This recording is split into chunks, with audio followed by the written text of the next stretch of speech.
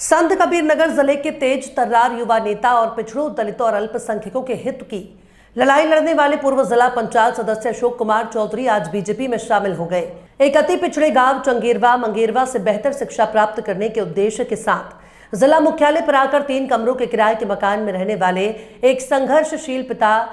स्वर्गीय भरत चौधरी जी के बेटे अशोक चौधरी बचपन से ही एक कुशाग्र बुद्धि और अपार प्रतिभा के धनी थे। प्रारंभिक शिक्षा के बाद HR इंटर कॉलेज में 10+2 की शिक्षा ग्रहण करने के बाद इसी संस्थान के PG कॉलेज में प्रवेश करने वाले अशोक चौधरी पहले इसी महाविद्यालय के उपाध्यक्ष बने, फिर अध्यक्ष। छात्र संघ की राजनीति रूपी भट्टी में तपकर सक्रिय राजनीति में पदार्पण करने वाले अशोक चौधरी सर्वप्रथम अपनी मां को जिला पंचायत सदस्य बनाए, फिर खुद भी जिला पंचायत सदस्य बने। कभी अशोक चौधरी के ही कारण यादव समाज का एक होनहार बेटा जो अशोक के संघर्षों का साथी था, उसको उन्होंने जिले के प्रथम नागरिक की कुर्सी पर विराजमान कराकर उसे जिला पंचायत अध्यक्ष बनाया।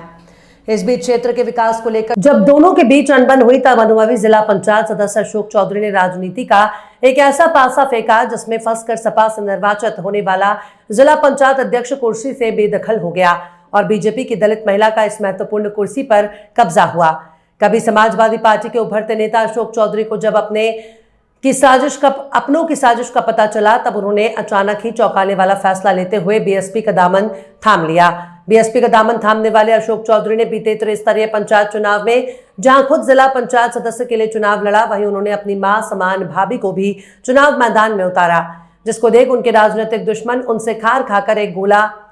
गोल में शामिल हो गए, जिसका नतीजा ये रहा कि साल 2020 के त्रिस्तरीय चुनाव में अशोक और उनकी भाभी को हार मिली। समाज के हित की लड़ाई के साथ अगड़ा पिछड़ा और अल्पसंख्यक समुदाय के हित के लिए लड़ने वाले पूर्व जिला पंचायत सदस्य अशोक चौधरी कभी हार नहीं माने। विपक्ष में रहने के बावजूद जनता के हितों के लिए प्रशासनिक अधिकारियों से लड़ने भिड़ने वाले अशोक चौधरी की काबिलियत को जब बीएसपी ने कोई कद्र नहीं की तब उन्होंने हित मित्रों और अपने मीडिया सलाहकारों की सलाह पर आज बीजेपी का दामन थामते हुए बीएसपी को अलविदा कह दिया। मीडिया से बातचीत के दौरान उन्होंने कहा कि आज की डेट में बीएसपी अपने मूल सिद्धांतों का अनुसरण नहीं कर रही थी। आज की बीएसपी डॉक्टर BR अम्बेडकर और पार्टी के संस्थापक मान्यवर कांशीराम जी के सिद्धांतों पर नहीं चल रही थी। वर्तमान में बीएसपी का हर एक कार्यकर्ता पार्टी में बुझे मन से रह रहा था। लोकसभा चुनाव में प्रत्याशिता चयन में अयोग्य लोगों को टिकट देकर बीएसपी सुप्रीमो ने ये जलता दिया कि उन्हें सिर्फ खुद से मतलब है, ना कि पार्टी से।